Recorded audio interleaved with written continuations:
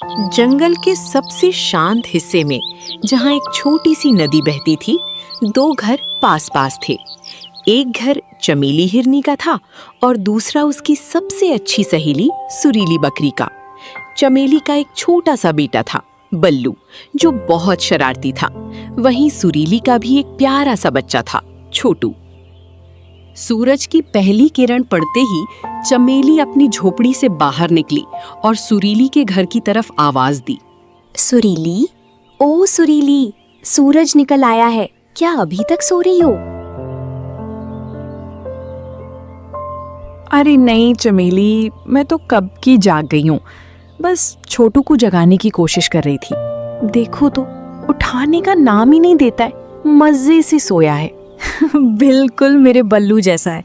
उसे भी जगाना पहाड़ तोड़ने जैसा काम है। चलो आज नदी के उस पार वाली घास के मैदान में चलते हैं। सुना है वहाँ बहुत ताजी घास उगी है। विचार तो अच्छा है, पर बच्चों का क्या? वे तो अभी बहुत छोटे हैं। तभी झोपड़ी के अंदर से बल्लू कूदता हुआ बाहर आया।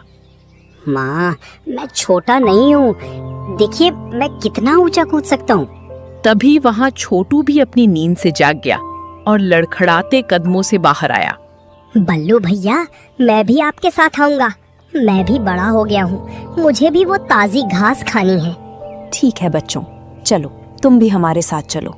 चारों धीरे धीरे जंगल की ओर चलने लगे।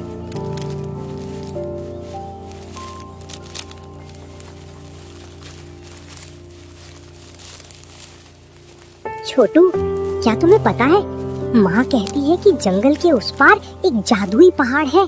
जादुई पहाड़? वहाँ क्या होता है बल्लू भैया? वहाँ जाने वाले को कभी भूख नहीं लगती, पर माँ मुझे वहाँ अकेले नहीं जाने देती। सुरीली, बच्चों को ऐसी कहानियां मत सुनाओ। सुरीली, देखो तो इन दोनों की दोस्ती। कभी कभी लगता है कि ये सगे भाई हैं।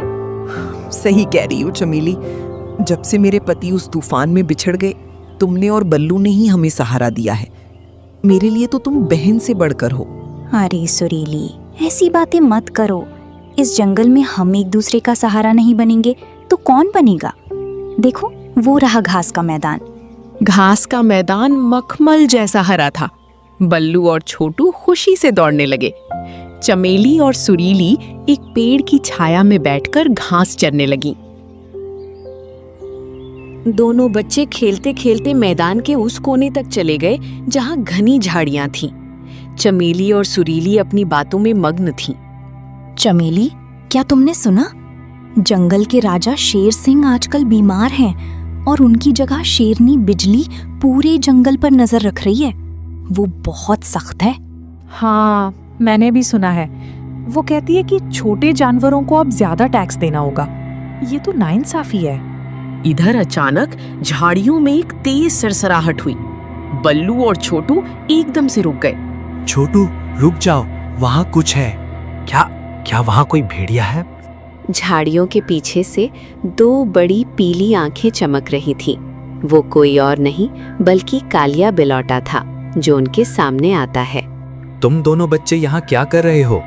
क्या तुम्हें पता नहीं कि आज बिजली रानी इस इलाके का दौरा करने वाली हैं? कालिया चाचा, आप हमें डरा रहे हैं। हम तो बस यहाँ खेल रहे थे। मैं डरा नहीं रहा हूँ, चेतावनी दे रहा हूँ। भागो यहाँ से, इससे पहले कि बिजली रानी की नजर तुम पर पड़े। तभी बच्चों की ठूठते हुए चमेली और सुरीली भी तुरंत उनके पास पहुंच जाती हैं। क्या हुआ बेटा, तुम सब इतनी डरे हुए क्यों हो? माँ, कालिया चाचा कह रहे हैं कि यहाँ खतरा है। चलो चमेली, अब यहाँ रुकना ठीक नहीं, सूरज भी ढलने वाला है।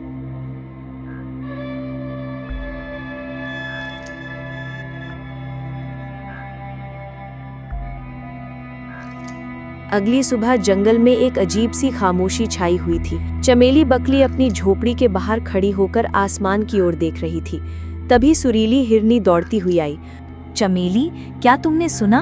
कालिया कौवा पूरे जंगल में शोर मचा रहा है। बिजली रानी ने दोपहर को सभा बुलाई है। सभी छोटे जानवरों का वहां पहुंचना अनिवार्य है। इतनी अचानक सभा? शेर सिंह की बीमारी के बाद से बिजली रानी ने कभी हमसे बात नहीं की। आखिर क्या बात हो सकती है? माँ, क्या हम भी सभा में चलेंगे? मैंने सुना है वहाँ बड़े बड़े जानवर आते हैं। नहीं बल्लू, सभा बच्चों के लिए नहीं होती। तुम और छोटू यहीं साथ में खेलो, यहाँ तुम सुरक्षित रहोगे। चलो सुरीली और बच्चों, तुम सब यहाँ से कहीं मत जाना, हम जल्दी ही वापस आ जाएंगे। आगे बढ़ने से पहले अगर आपको ये कहानी दिल से अच्छी लग रही है तो अभी सब्सक्राइब कर लीजिए। आपके एक सब्सक्राइब से हमें बहुत मोटिवेशन मिलती है। दोपहर होते होते जंगल के सभी जानवर एक जगह जमा हो गए। सामने शेरनी बिजली खड़ी थी, उसकी आंखें अंगारे की तरह दहक रही थीं। पास ही और उसके साथी खड़े थे।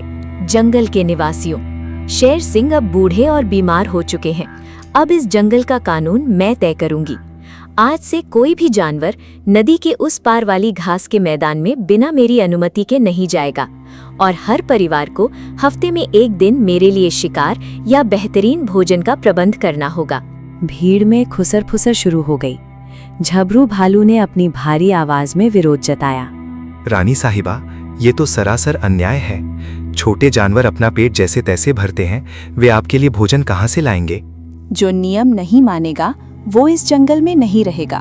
कालिया, नजर रखो कि कौन विरोध कर रहा है। चमेली और सुरीली एक कोने में खड़ी कांप रही थी। सुरीली, ये तो हमारे बच्चों के मुंह से निवाला छीनने जैसी बात है। अगर हम नदी के पार नहीं जा पाए तो इस सूखे हिस्से में हमारे बच्चे भूखे मर जाएंगे। इधर सभा से दूर बल्लू और छोटू गुफा के पास खेल रहे थे। छोटू देखो, वो नीले रंग के फूल कितने सुंदर हैं। वो नदी के बिल्कुल पास हो गए हैं। चलो चलते हैं।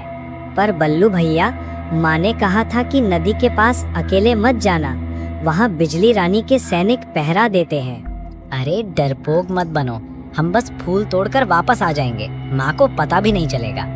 दोनों बच्चे धीरे धीरे नदी की ओर बढ़ गए। उन्हें नहीं पता था कि झाड़ियों के पीछे खोजी भेड़िया छिपा बैठा है। वो बिजली रानी के लिए कोई नरम शिकार ढूंढ रहा था। वाह, एक मेमना और एक हिरन का बच्चा। आज तो रानी मुझसे खुश हो जाएंगी। इन्हें पकड़कर गुफा में बंद कर देता हूँ। हाँ? कहाँ जा रहे हो छोटे उस्तादो? क्या तुम्हें पता नहीं कि यहाँ आना मना है? हम तो बस फूल ले रहे थे। हम अभी चले जाएंगे। अब तुम कहीं नहीं जाओगे, चलो मेरे साथ।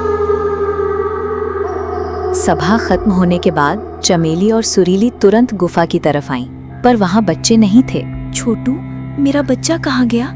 चमेली, देखो बच्चे यहाँ नहीं हैं, कहाँ चले गए? देखो, वहाँ बच्चों के पैरों के निशान नदी की तरफ जा रहे हैं। दोनों उनको ढूंढते हुए नदी के पास पहुँच जाता है। हे भगवान, और ये बड़े पंजे, ये तो भेड़िए के निशान हैं। सुरीली, हमें तुरंत कुछ करना होगा। तभी कालिया बेलोटा वहाँ आता है। चमेली, तुम्हारे बच्चे बिजली रानी की कैद में पहुंच चुके हैं। भेड़िया उन्हें ले गया है। अगर उन्हें छुड़ाना चाहती हो तो शाम तक रानी के पास पहुंचो। ये सुनते ही चमेली और सुरीली की आंखों में आंसू आ जाते हैं और दोनों परेशान हो जाते हैं। सुरीली, रोने से कुछ नहीं होगा। अब हमें अपनी ममता को अपनी ताकत बनाना होगा। हम सीधे रानी के पास चलेंगे। पर चमेली, हम तो कमजोर हैं, वो हमें मार डालेगी। एक माँ कभी कमजोर नहीं होती सुरीली। चलो, आज जंगल देखेगा कि जब दो माँओं के बच्चों पर आंच आती है तो वे क्या कर सकती हैं। कहो सिपाह सालार, आज शाम के भोजन का क्या प्रबंध है? मुझे बहुत तेज भूख लगी है और तुम जानते हो मुझे ताज़ा शिकार ही पसंद है। रानी जी, आज तो दावत बहुत खास है। जाल में एक नन्हा हिरण और एक छोटा बकरी का बच्चा फंसा है। मांस एकदम कोमल और मीठा होगा। वाह, बहुत खूब। उन्हें मेरे सामने पेश किया जाए। आज का रात्रि भोज यादगार होगा। तभी चमेली और सुरीली दोनों हाँपते हुए वहां पहुंचते हैं। उनकी आंखों में डर और विनती दोनों थी। ठहरिए रानी जी, हमारे बच्चों को छोड़ दीजिए। वे अभी बहुत छोटे हैं, उन्होंने तो अभी दुनिया भी नहीं देखी। महाराज की सौगंध रानी जी, आप जो कहेंगी हम वो करेंगी। बस हमारे बच्चों को बख्श दीजिए। रानी जी, क्या आपको ममता नहीं आती? ममता कमजोरों के लिए होती है। अगर अब तुम यहाँ दिखी तो मैं तुम्हारे बच्चों को तुम्हारे सामने ही खत्म कर दूंगी। भाग जाओ यहाँ से। बिजली रानी ने ऐसी भयानक दहाड़ मारी कि चमेली और सुरीली को पीछे हटना पड़ा। वे निराश होकर बाहर निकली। उनकी हिम्मत जवाब दे रही थी। सुरीली, बिजली रानी पत्थर की बनी है, वो नहीं पिघलेगी। अब सिर्फ एक ही रास्ता है, महाराज शेर सिंह। पर चमेली, महाराज तो हफ्तों से बीमार हैं। सुना है वे बोल भी नहीं पा रहे और खड़े होने की शक्ति भी उनमें नहीं बची। हमें कोशिश करनी होगी। राजा अभी मरे नहीं हैं। अगर हम उन्हें सच बता सकें और उन्हें ठीक कर सकें तो वही बिजली को रोक सकते हैं। वे दोनों छिपते छिपाते महाराज की गुफा में पहुंची। वहां का नजारा देख उनका दिल बैठ गया। शेर सिंह एक कोने में पड़े थे। उनकी आंखें आधी खुली थीं और शरीर हड्डियों का ढांचा बन गया था। बिजली रानी उन्हें जानबूझकर ऐसी घास खिला रही थी जो उन्हें और बीमार कर रही थी। महाराज जागिए, जंगल खतरे में है। शेर सिंह ने धीरे से अपनी आंखें खोली, पर उनके गले से आवाज नहीं निकल रही थी। चमेली ने गौर से देखा और उसे अपनी पुरानी यादों से एक बात याद आई। सुरीली, मुझे याद है, मेरी दादी कहती थी कि नीली पहाड़ी की चोटी पर एक स्वर्ण बूटी उगती है। अगर उसका रस महाराज के कंठ में डाल दिया जाए तो शरीर का सारा जहर मर जाता है और शक्ति लौट आती है। अगर ऐसे है तो हमें तुरंत वो बूटी लानी होगी। समय बहुत कम है, सूरज ढल चुका था और बिजली रानी अपनी दावत शुरू करने वाली होंगी। सुरीली अपनी जान हथेली पर रखकर पहाड़ी की ओर दौड़ी। कांटों भरी झाड़ियों और अंधेरे रास्तों को पार करते हुए उन्होंने वो चमकती हुई बूटी ढूंढ ही ली। वापस आकर उन्होंने जल्दी से उस बूटी का रस महाराज के मुंह में टपकाया। कुछ पल सन्नाटा रहा और फिर अचानक महाराज के शरीर में एक थरथराहट हुई। उनकी आंखों की चमक वापस आ गई और उन्होंने एक गहरी सांस ली। चमेली, सुरीली, तुम यहाँ? और मुझे इतनी ऊर्जा कहाँ से महसूस हो रही है? महाराज, आप ठीक हो गए? मेरी मदद कीजिए, मेरे बच्चों को बचा लीजिए, नहीं तो बिजली रानी मेरे बच्चों को मार देगी। क्या बात है, मुझे पूरी बात बताओ। वैसे भी वो महारानी नहीं, एक गद्दार है। उसने इस जंगल पर कब्जा करने के लिए मुझसे झूठी शादी की थी। उसने मेरी जान तक लेनी चाहिए। मैं उसे नहीं छोड़ूंगा। चमेली ने सारी कहानी महाराज को सुना दिया। उधर बिजली रानी जैसे ही बल्लू और छोटू पर झपटने वाली थी, पूरा जंगल एक गूंजती हुई दहाड़ से कांप उठा। ये बिजली की दहाड़ नहीं थी, ये जंगल के असली राजा की दहाड़ थी। बिजली, रुक जाओ। एक कायर ही बच्चों का शिकार करता है। क्या तुम्हें लगा था कि मैं कभी नहीं उठूंगा? बिजली रानी डर के मारे पीली पड़ गई। उसने देखा कि महाराज अब पहले से भी ज्यादा शक्तिशाली दिख रहे थे। महाराज, आप ठीक कैसे हुए? इन माओं के प्यार और जड़ी बूटी ने मुझे ठीक किया है। तुमने जंगल का नियम तोड़ा है बिजली। आज से तुम रानी नहीं, एक अपराधी हो। शेर सिंह ने अपने पंजे के एक ही वार से पिंजरे को तोड़ दिया। बल्लू और छोटू भागकर अपनी माओ से लिपट गए। बिजली रानी को जंगल से हमेशा के लिए निकाल दिया गया। चमेली और सुरीली ने आज साबित कर दिया कि अगर बुद्धि, साहस और सही इलाज मिल जाए तो हारे हुए राजा को भी फिर से जिताया जा सकता है। दोस्तों, हम रोज मेहनत करके आपके लिए कहानियां बनाते हैं, लेकिन कई लोग बस देखकर चले जाते हैं। दोस्तों, आपका एक सब्सक्राइब हमारे लिए सिर्फ एक नंबर नहीं है, ये हमारे लिए हिम्मत है, मोटिवेशन है। तो अगर दिल से सपोर्ट करना चाहते हो तो चैनल को जरूर सब्सक्राइब करें। हम आपके लिए ऐसी ही दिल छू लेने वाली कहानियां बनाते रहेंगे, जो आपको कभी हंसाएंगी, कभी रुलाएंगी और हर बार कुछ नया सिखा कर जाएंगी। बस आप अपना साथ यूं ही बनाए रखना और चैनल को सब्सक्राइब करके हमें सपोर्ट जरूर करना।